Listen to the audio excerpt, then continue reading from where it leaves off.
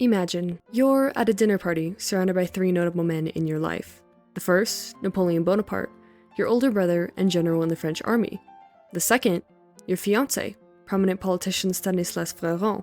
And third, your future husband, Adjutant General Charles Leclerc.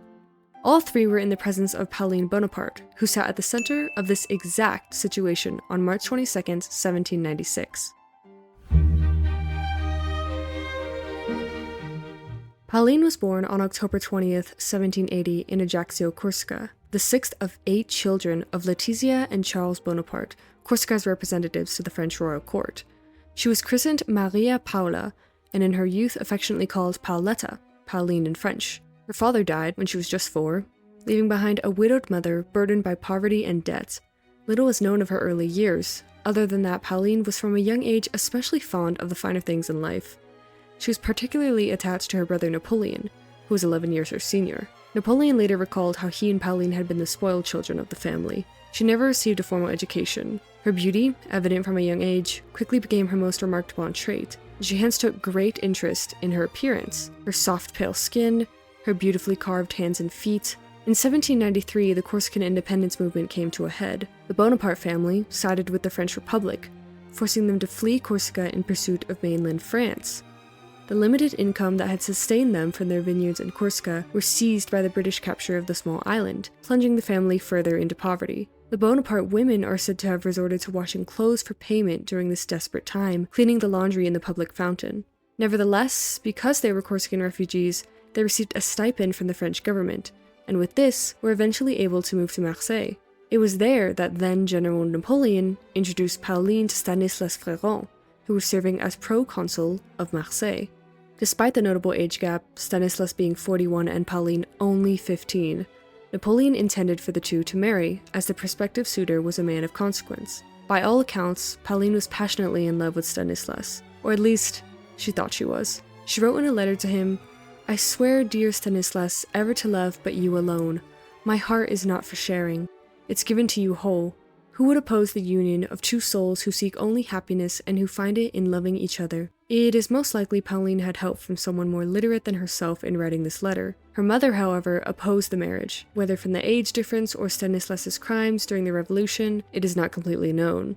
One thing that is for certain is that the marriage never took place, as once the political power of Stanislas began to decline, Napoleon decided against the match. Pauline was devastated by the separation, which also sparked a lifelong dislike of Napoleon's wife, Josephine, whom he had married in 1796, as she had disapproved of and publicly spoken against the match. Pauline never forgave her, and blamed Josephine for convincing Napoleon to change his mind and break off the engagement. All these apprehensions against Stanislas did prove justified, however. On March 30th of that year, Stanislas was denounced and opinion publicly swung against him. He dwindled into poverty for the rest of his life.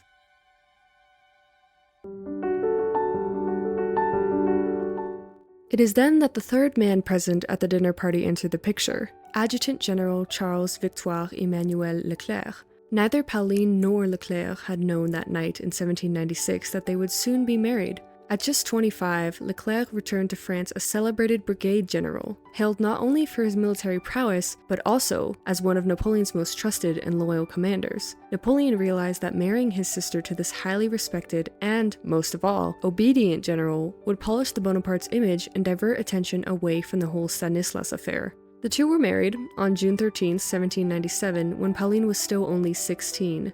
There's been debate on whether she was pleased at the prospective marriage or aggrieved by her position as a pawn in her brother's political schemes. Based on first-hand accounts, it appears Pauline embraced the marriage and was at first happy in her early domestic life.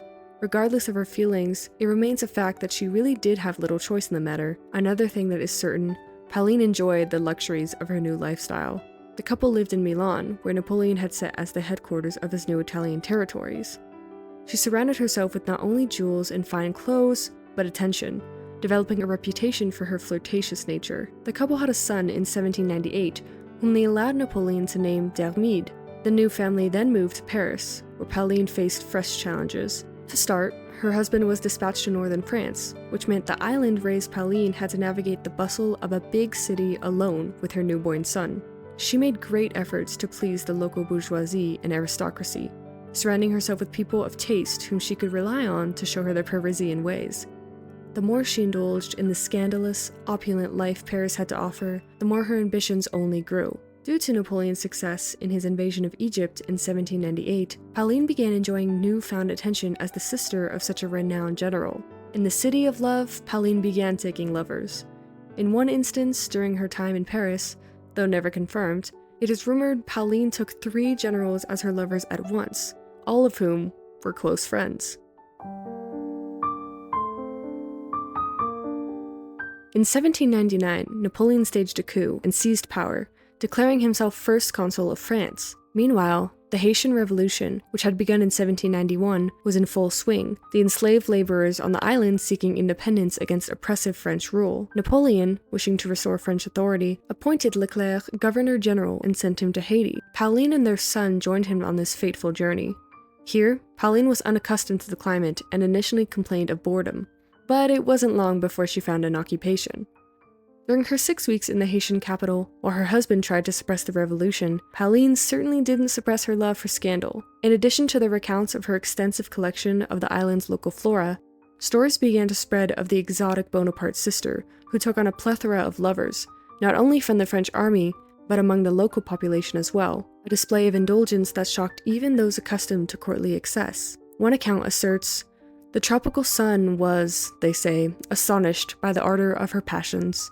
Napoleon wrote a letter, "Take care of your husband, who, from what they tell me, is a little ill, and don't give him any grounds for jealousy. For a serious man, all flirtatious ways are insupportable." It was true that Leclerc was in fact ill. Yellow fever had swept across the island, and French soldiers with no immunity were particularly at risk. Men and women were dying within 24 hours of contracting the mosquito-borne illness.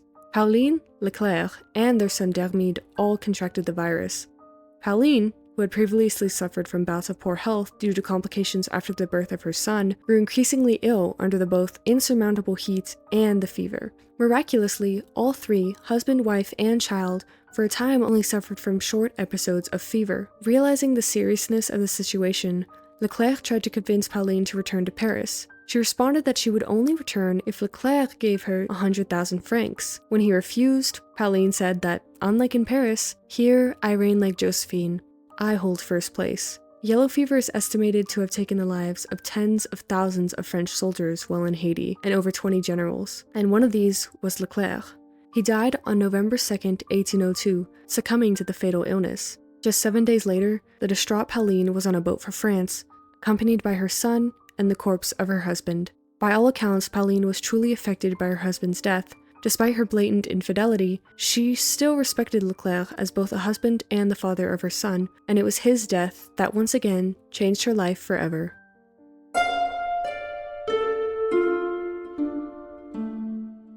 But a life in mourning did not suit Pauline, as it required her to withdraw from Parisian society.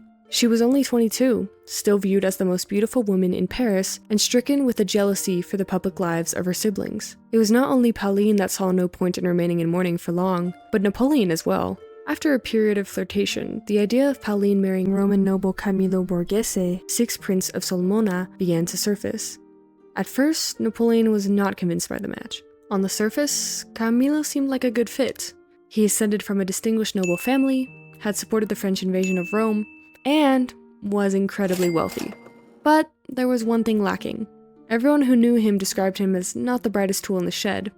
One of his acquaintances even stated he had nothing to say, although a lively manner of saying it. Eventually, Napoleon assented to the match, mostly to consolidate ties with French-occupied Italy. He decreed the wedding would take place after Pauline observed a full year of mourning, but Pauline defied this order and married the prince in 1803, 10 months after the death of Leclerc.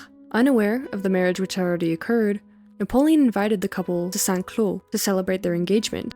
Pauline adored the attentions lavished on her, remarking to a friend, "They are dying of jealousy, for I am a princess, a real princess." One evening, Pauline made the mistake of having herself announced as Princess Borghese. Napoleon, realizing he had been defied, rebuked his sister. "Please understand, madam, there is no princess where I am. Have more modesty, and do not take a title that your sisters do not possess."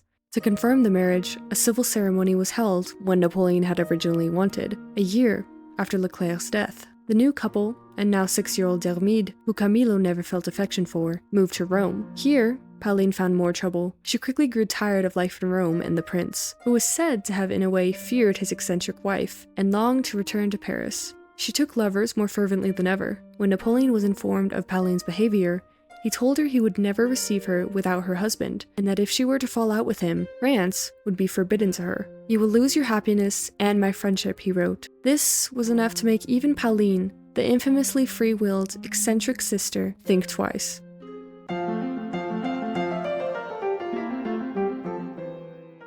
On December 2nd, 1804, Napoleon was declared Emperor of the French.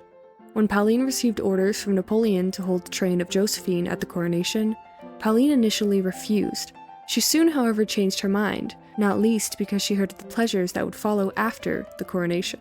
At one point of the ceremony, Pauline and her sisters are said to have held back the train so that Josephine could not move forward. But at a single, fiery glance from Napoleon, his sisters did as they were bid, and the coronation passed smoothly. Upon this newfound power, Napoleon appointed his siblings imperial highnesses. Pauline was not exactly pleased that her sisters now also enjoyed the rank of princess.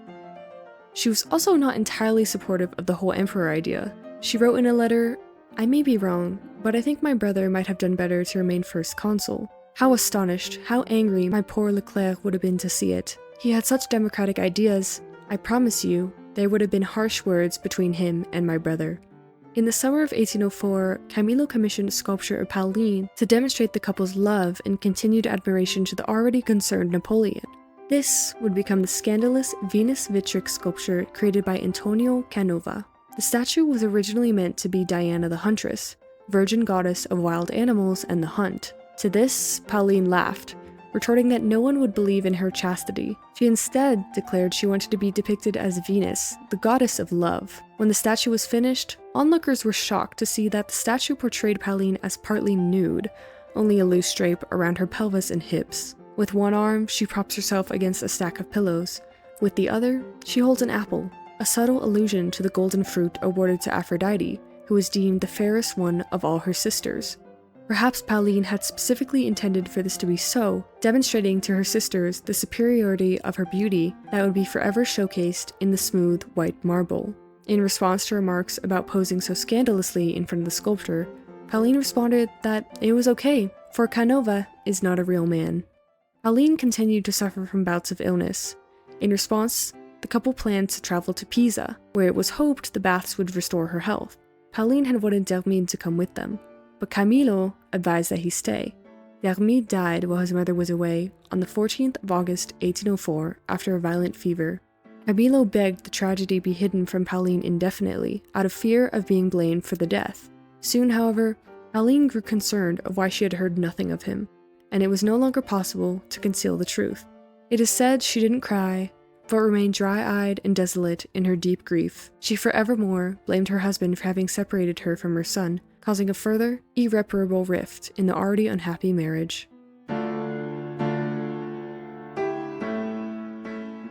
In 1806, Napoleon appointed his sister sovereign princess and Duchess of Guastalla, a province in Italy, but she sold the position to Parma, a city in northern Italy, although she kept the title of Princess of Guastalla. After his disastrous Russian campaign, Napoleon abdicated the throne in 1814 and was exiled to the island of Elba. Pauline's actions during this time were a testament to her lifelong loyalty to her controversial brother. During his exile, she was the only sibling to visit him, even going so far as to liquidate all her assets in order to throw parties and picnics to lift her brother's spirits on the lonely island.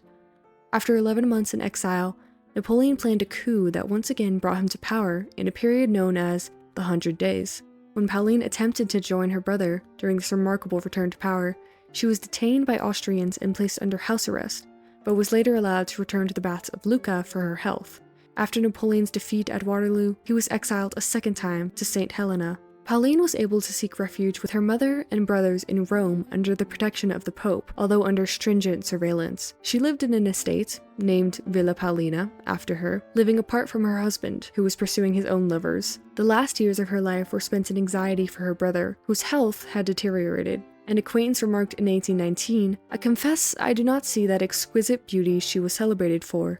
She is, she says, much altered, and grown thin fretting about her brother. As her beauty, in her eyes, began to fade, so too did Pauline's confidence. She began to scorn the statue that had so beautifully carved her picturesque figure years before, demanding her husband no longer show it to anyone. Pauline was so upset, she even offered to pose for another, more respectable statue. In 1821, Napoleon died of stomach cancer. It comes as no surprise that Pauline was inconsolable. In her final years, she found a companion in Betsy Patterson, the American ex-wife of her brother Jérôme. The couple had married during Jérôme's time in the US, and had a son together, whom they called Beau, but were forced to separate after Napoleon's disapproval of the marriage. To the shock of her family, Pauline would later leave a generous sum to Beau. Pauline's health continued to decline. In the few months leading up to her death, she got the Pope to convince her husband to join her once more. She eventually accepted her life was ending, and finally conceded to receive the last rites. It is said, however, that she stopped the priest midway through his prayers and began her own speech. On June 9, 1825, Pauline Bonaparte died at 44 years of age, most likely of pulmonary tuberculosis. Could Pauline sense the foreshadowing of the eccentric life she would live that night in 1796? This woman lived without apology or restraint. She may have been the sister of one of history's most powerful men, but she never allowed herself to be eclipsed by his shadow. Where her brother claims power through conquest, Pauline claimed it through the allure of her beauty, confidence, and charisma. As one acquaintance spoke of her, few women have savored more the pleasures of being beautiful.